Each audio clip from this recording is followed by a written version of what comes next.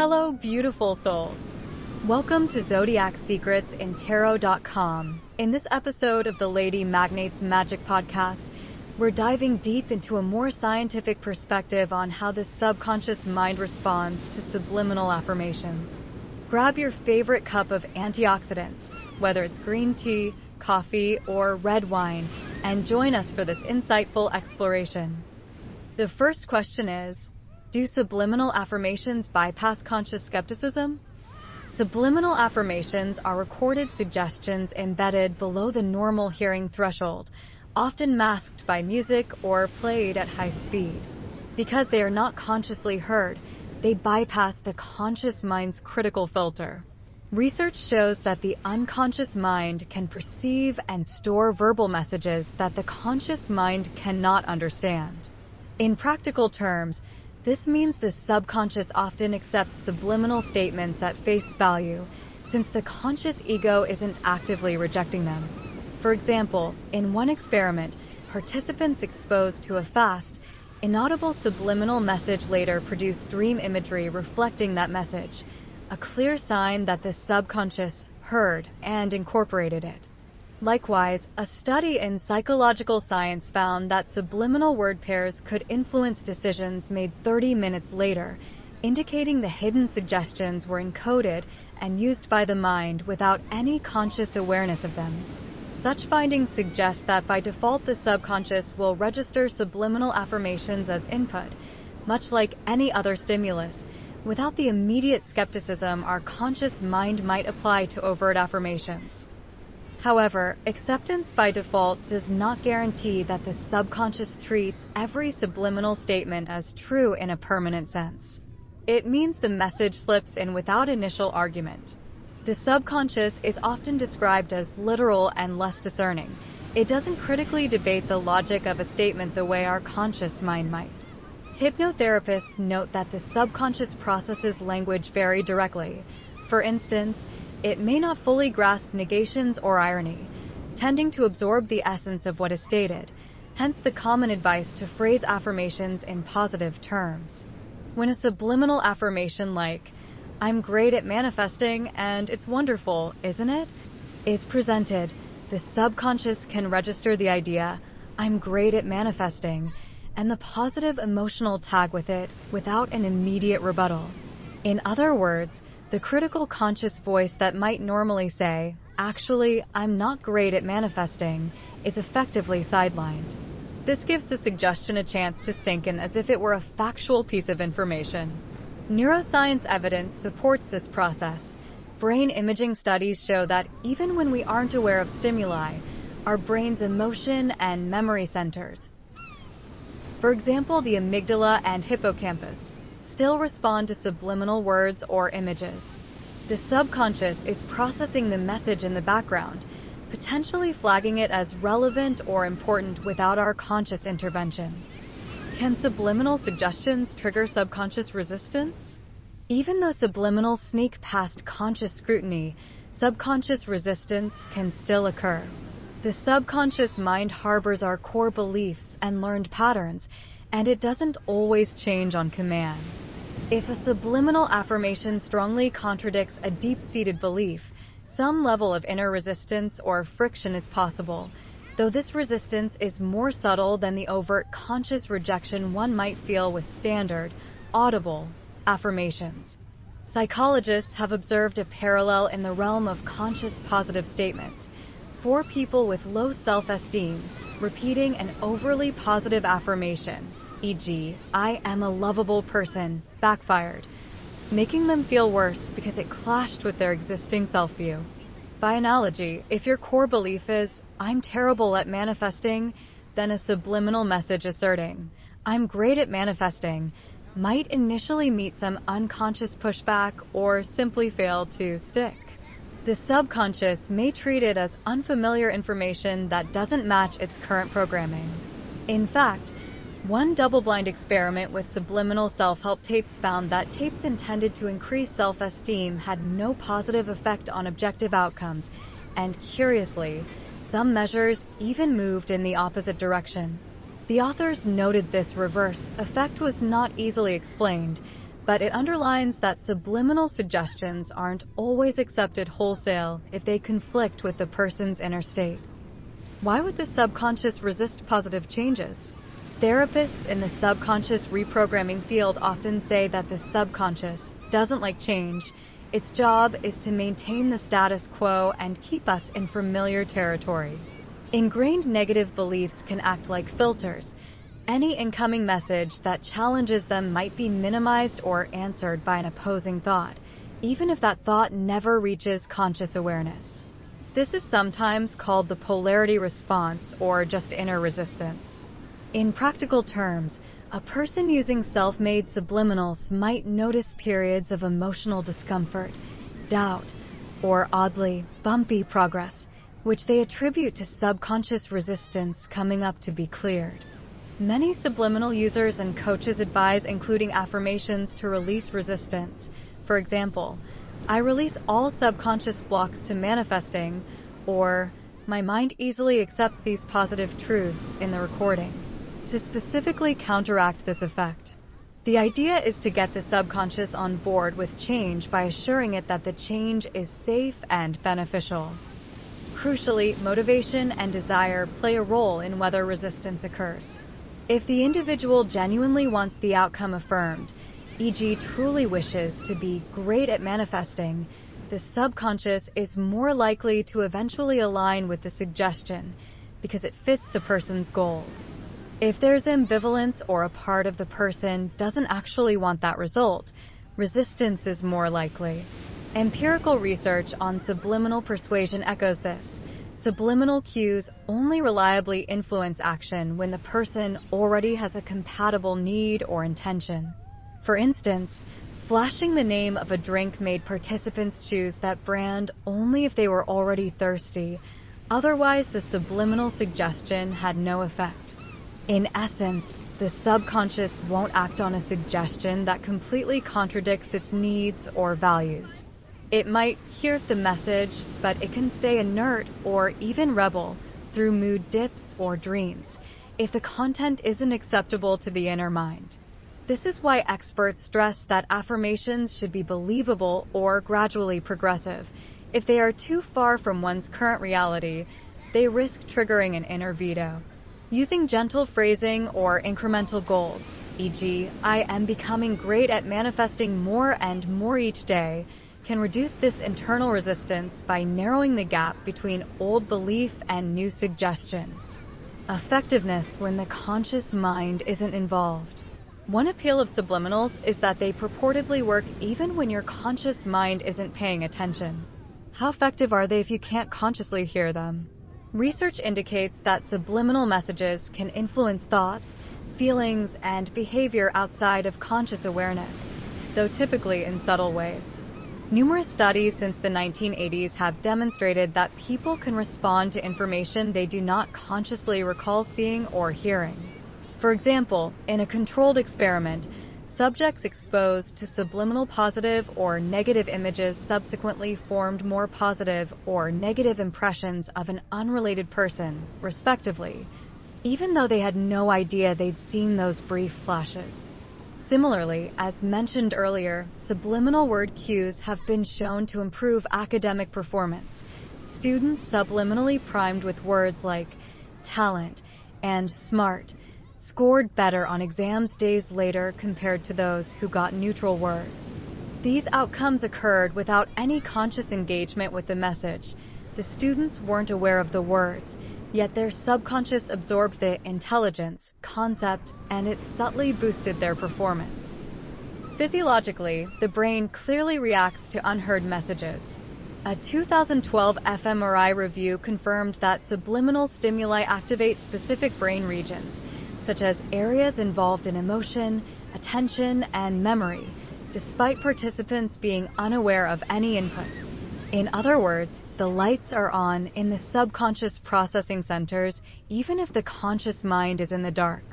One dramatic demonstration had researchers teach people snippets of a foreign language subliminally. Later, the participants could distinguish which foreign words were correct or incorrect in meaning at above chance levels, indicating real learning occurred without conscious study. Another study found that subliminally pairing faces with certain occupations influenced how wealthy the participants later estimated those people to be. The participants weren't aware of any face career information being given, yet their decisions were biased in line with the hidden suggestions. These findings underscore that the subconscious not only hears the message, it can act on it, integrating it into perceptions and judgments. That said, the magnitude of subliminal effects is generally modest. Subliminal affirmations are unlikely to single-handedly transform one's life overnight or override deeply held habits without repetition and time. The influence tends to be incremental, nudging one's mindset or behavior gradually. In the context of self-improvement subliminals, like confidence or manifesting ability, users often report that changes creep in indirectly. For example, they find themselves feeling a bit more optimistic or notice opportunities more, without having deliberately decided to do so. This aligns with the notion that subliminals work by priming the subconscious. They plant seeds that can grow if nurtured by repetition. Not hearing them consciously does not prevent them from working. In fact, it may aid effectiveness because you're not mentally arguing against them. But it also means any change is usually gentle and cumulative. Think of it like subtle background music influencing your mood. You might not notice the song, but over time it can shift your emotional tone. Likewise, consistent exposure to subliminal affirmations can shift your default thoughts in the direction of the affirmations. One neuroscience experiment offers a clue as to how. It found that repeated subliminal stimuli strengthen neural pathways, essentially wiring the brain to recognize and respond to that information more readily later on. By the time the information becomes relevant consciously, the brain has already laid groundwork to accept it.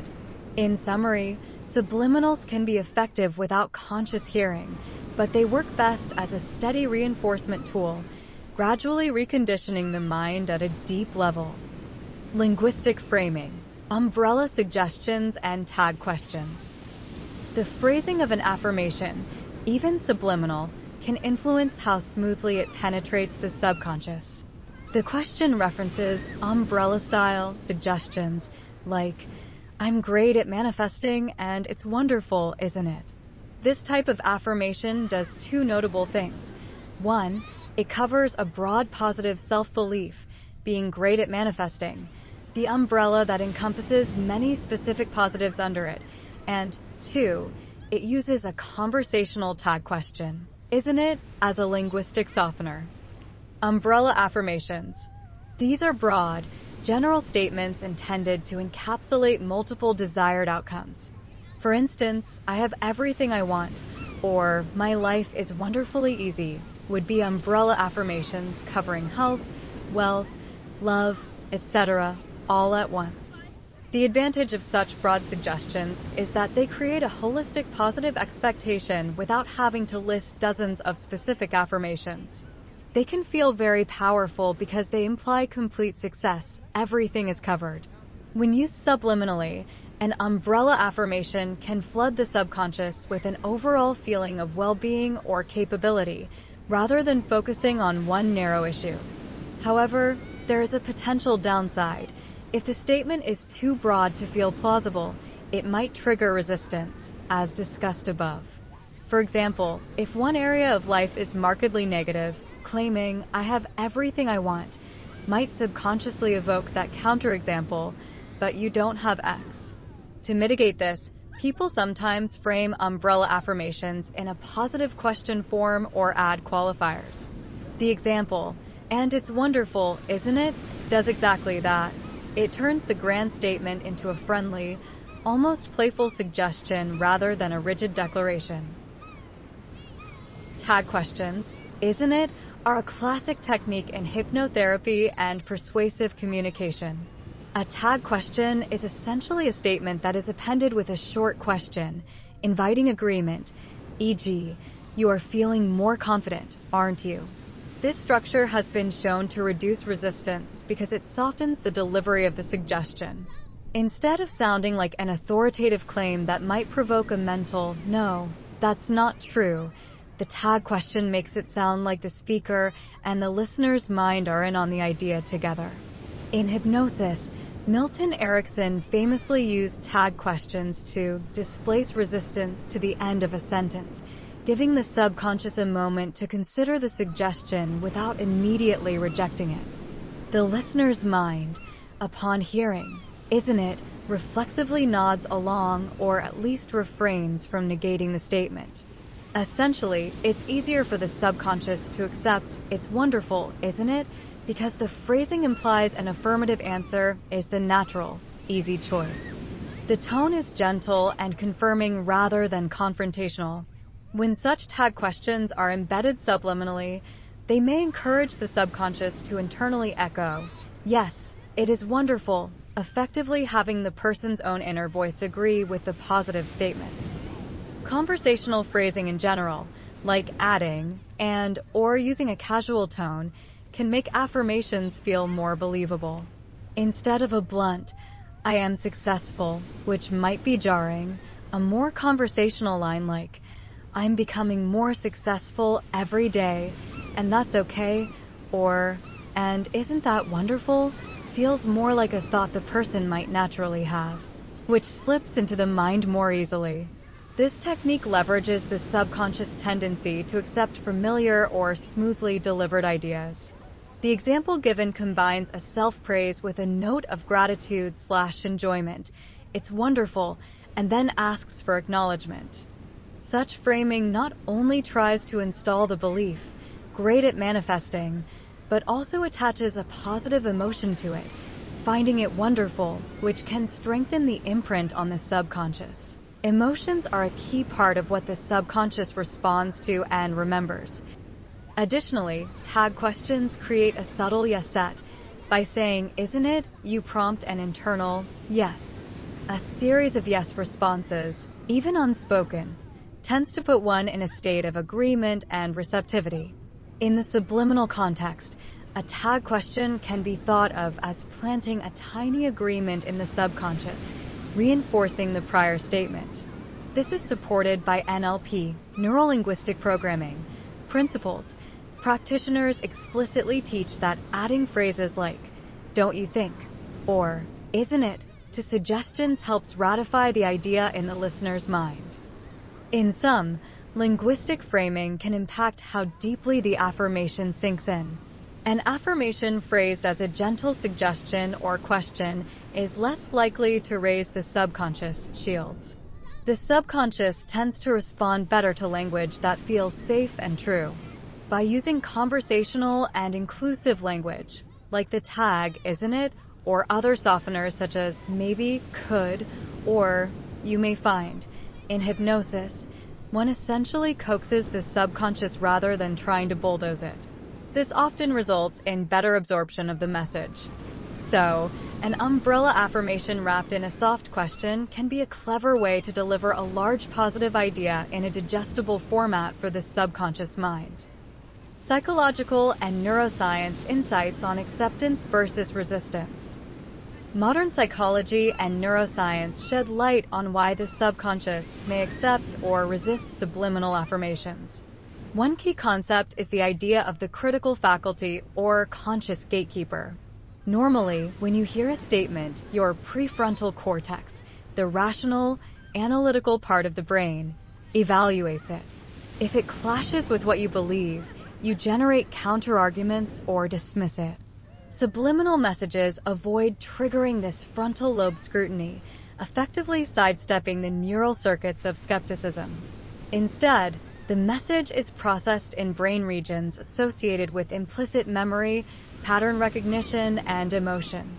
For instance, the hippocampus, crucial for memory formation, has been shown to engage during subliminal learning tasks, and the amygdala, the emotional vigilance center, can respond to subliminal emotional words or cues. This means a subliminal affirmation might be recorded as a subtle memory or feeling without any flag from the conscious mind that says, "Reject this."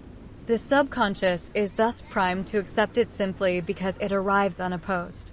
Over time and repetition, these traces can consolidate into a genuine change in attitude or belief. In effect, the neuroscience maxim, cells that fire together, wire together, applies, repeatedly pairing. I am great at manifesting with positive feelings, even subliminally, can forge neural connections that make that idea feel increasingly natural and true. On the other hand, the subconscious is not a blank slate. It has its own programming that can cause resistance. From a psychological standpoint, this can be explained by cognitive dissonance and the mind's drive for consistency. If we hold a self-image of, I struggle to manifest things, the subconscious has organized many memories and emotions around that identity. A new message, I'm great at manifesting, creates dissonance, an inconsistency between the old schema and the new input. The subconscious might attempt to resolve this by rejecting or modifying the new input, hence resistance. Or, if the new input is repeated and strong, gradually adapting the schema. Whether the subconscious gives in to the new belief or clings to the old one depends on factors like emotional intensity, repetition, and whether there's any payoff in keeping the old belief.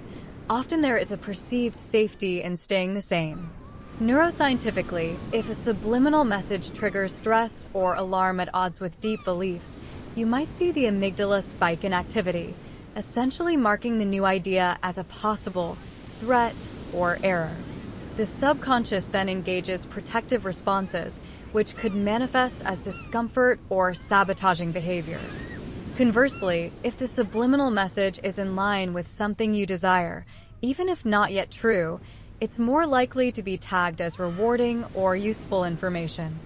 Brain studies on subliminal reward cues show that the dopamine system, which governs motivation, can be activated without conscious awareness, but typically only if the cue has meaning or value to the person.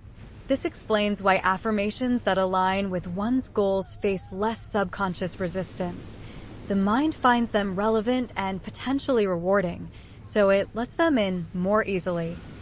Another insight comes from studies on hypnosis and suggestibility. Hypnosis is essentially deliberate communication with the subconscious, often by inducing a relaxed, focused state, sometimes characterized by increased alpha brainwaves. Research has found that when people are in a relaxed trance or alpha state, they become more open to suggestion. One study even showed that training people to produce more alpha waves increased their hypnotic susceptibility. Subliminal audio is often played during times when one is relaxed. Some use it during sleep or meditation to simulate this effect. The relaxed or distracted conscious mind is less vigilant, allowing suggestions to enter unchallenged. In this state, the linguistic nuances discussed above, positive phrasing, tag questions, further ensure the suggestion slides in smoothly. The subconscious effectively says yes because nothing is actively saying no. From a teaching perspective, some experts describe the subconscious as an eager learner that will absorb repetition as truth. This is why advertising works and why our habitual self-talk, positive or negative, eventually becomes our belief. The flip side is that the subconscious also acts as a guardian of homeostasis. It regulates our mental comfort zone. Established teachings in subconscious reprogramming emphasize approaching the subconscious with respect. If you bombard it with changes it isn't ready for, it may defend the status quo. That's why gradualism and sometimes sneaky conversational tactics are used to cajole rather than coerce the subconscious. In summary, psychology and neuroscience suggest the subconscious accepts subliminal affirmations relatively easily when they are within the realm of the desirable or expected, due to lack of conscious interference and the brain's capacity to be influenced by unseen cues. But the subconscious may ignore, distort, or even react negatively to subliminal suggestions that grossly contradict core beliefs or needs, due to the brain's inclination toward consistency and safety. Understanding this dual nature, receptive yet protective, helps us craft affirmations that work with the subconscious mind rather than against it. Best practices for effective, non-triggering subliminals. Designing subliminal affirmations carefully can maximize their positive impact and minimize any subconscious pushback. Here are some best practices supported by experts and research. Phrase affirmations in the positive and present tense. The subconscious responds to direct, positive statements of fact.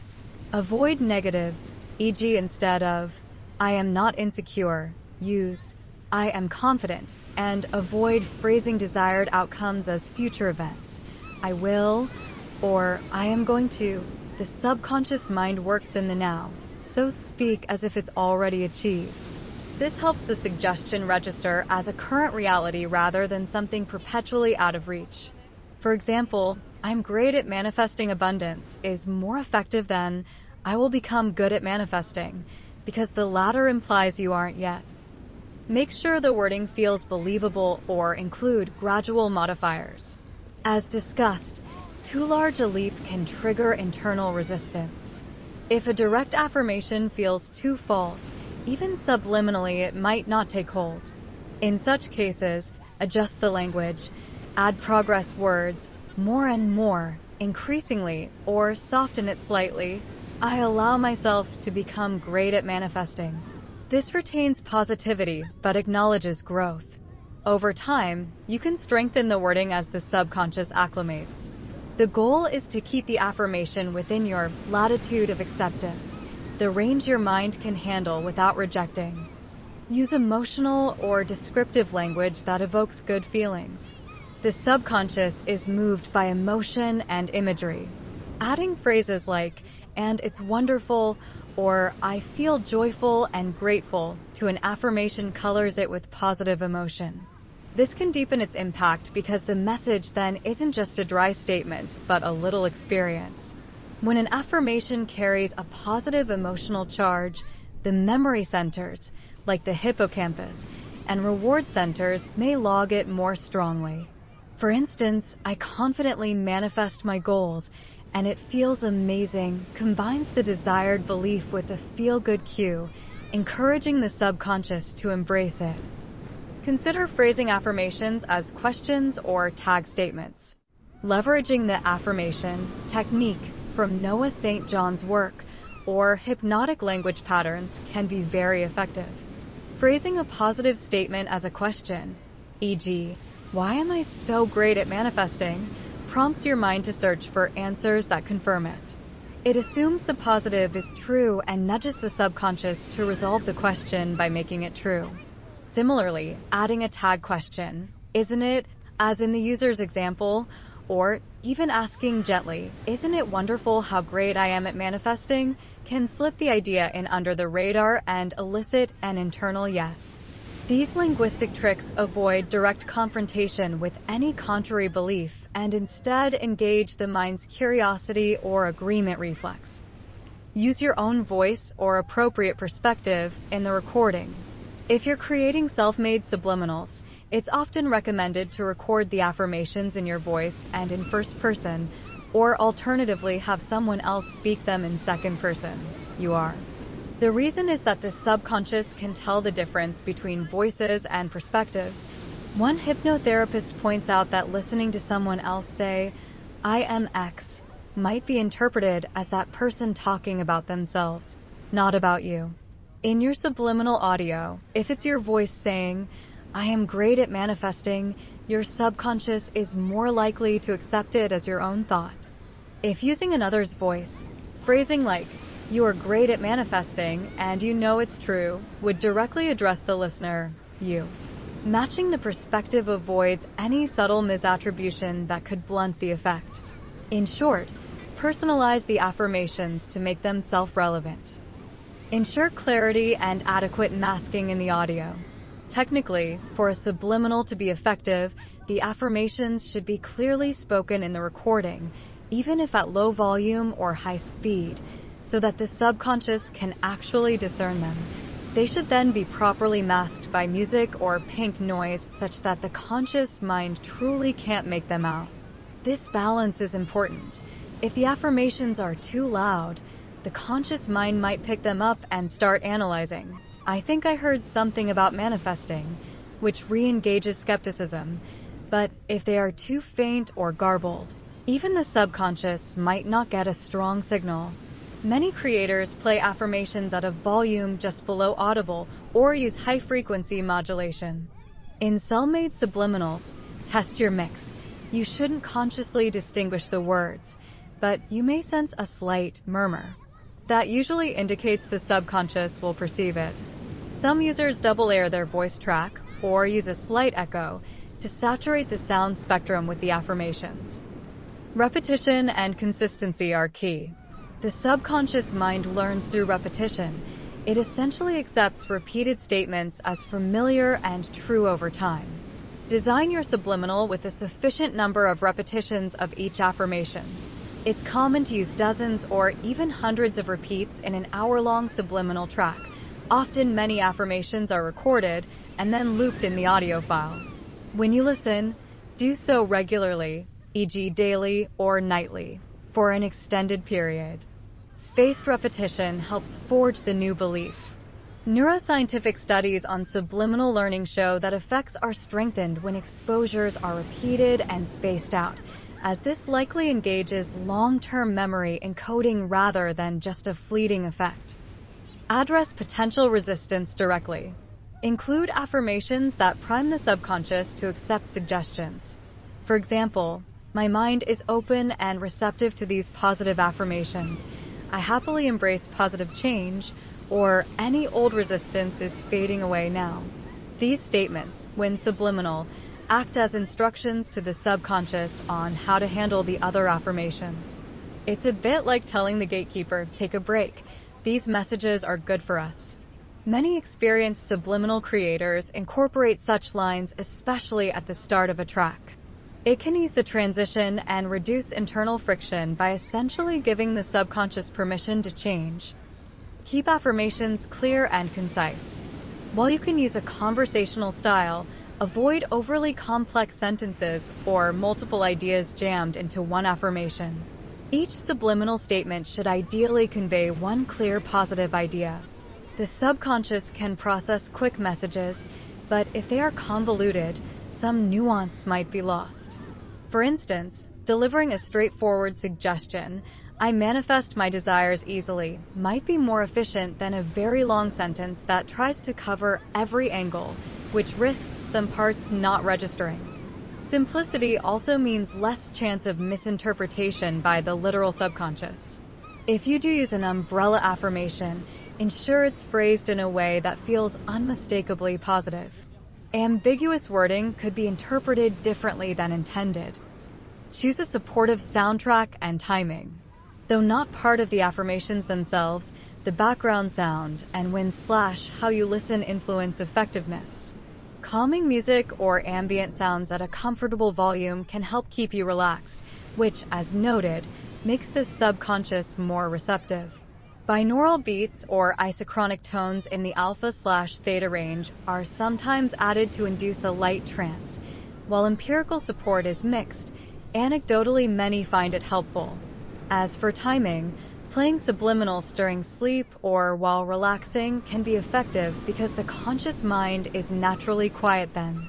Just ensure the sound is not so loud or jarring that it disturbs you. If you listen while awake, it's fine. Your conscious focus can be on other tasks, but avoid actively trying to discern the affirmations. That defeats the purpose. Simply let them play as background. Over weeks, the subtle reinforcement accumulates. By following these practices, you create subliminal affirmations that are powerful yet gentle. They work with the brain's learning systems and avoid setting off alarm bells. The overarching theme is to make the suggestions as palatable as possible to the subconscious, positive, believable, and repeated often in a receptive state. When done properly, self-made subliminal affirmations can become a valuable tool for reprogramming deep-seated beliefs and habits, gradually aligning your subconscious mindset with your conscious desires. Subliminal affirmations can indeed influence the subconscious mind, and they often do so by slipping past the conscious guard and planting new ideas at a deep level. The subconscious tends to accept these hidden suggestions relatively freely, treating them as inputs to integrate, especially if they resonate with our wants. However, it isn't an all-powerful magic trick. The subconscious may still show resistance if an affirmation starkly contradicts ingrained beliefs or threatens the comfort of the familiar. The effectiveness of subliminals, therefore, lies in a nuanced dance between bypassing the conscious critic and respecting the subconscious protector. The use of savvy linguistic framing, like umbrella statements with tag questions, can help ease affirmations into the subconscious by reducing perceived threat and inviting agreement. Meanwhile, psychological research and neuroscience back up the idea that while our conscious mind might be offline to these messages, our brain's emotion and learning centers are actively recording and reacting to them. In practice, many people have found that self-made subliminals, tailored to their specific needs and voiced in a comfortable way, yield tangible improvements in their thinking and behavior over time. The key is consistency and constructive design. By crafting affirmations that are positive, credible, emotionally uplifting, and repeated in a receptive state, you create the optimal conditions for the subconscious to say, "Yes, this is true." As one expert nicely put it, your life is a reflection of your thoughts and beliefs, and subliminal affirmations allow you to quietly shape those thoughts and beliefs from the inside out, without the noise of conscious doubt. When the subconscious genuinely embraces a new idea, it begins to act as if it were true, gradually making it a reality in one's life. In summary, the subconscious mind will accept subliminal suggestions that are delivered skillfully and earnestly, and by understanding its language and behavior, we can work with it to foster positive change with minimal internal friction. I hope you now understand just how powerful subliminals are and the positive impact they can have on the subconscious mind. Let's transform together through subliminal recordings, affirmations, and guided manifestations. Remember, our channel features growing playlists of affirmations and subliminals updated regularly. If you have an idea for a subliminal or affirmation recording, we'd love to hear it. If you'd like Lady Magnate to create personalized affirmations for your own subliminal and have us turn them into a custom recording, feel free to reach out in the comments below. We truly hope you found this episode helpful and enjoyed listening. Share this with your friends and family so they can begin their transformation too. And if you haven't yet subscribed to our channel, give this video a thumbs up and we'll hear you soon. Thank you for watching.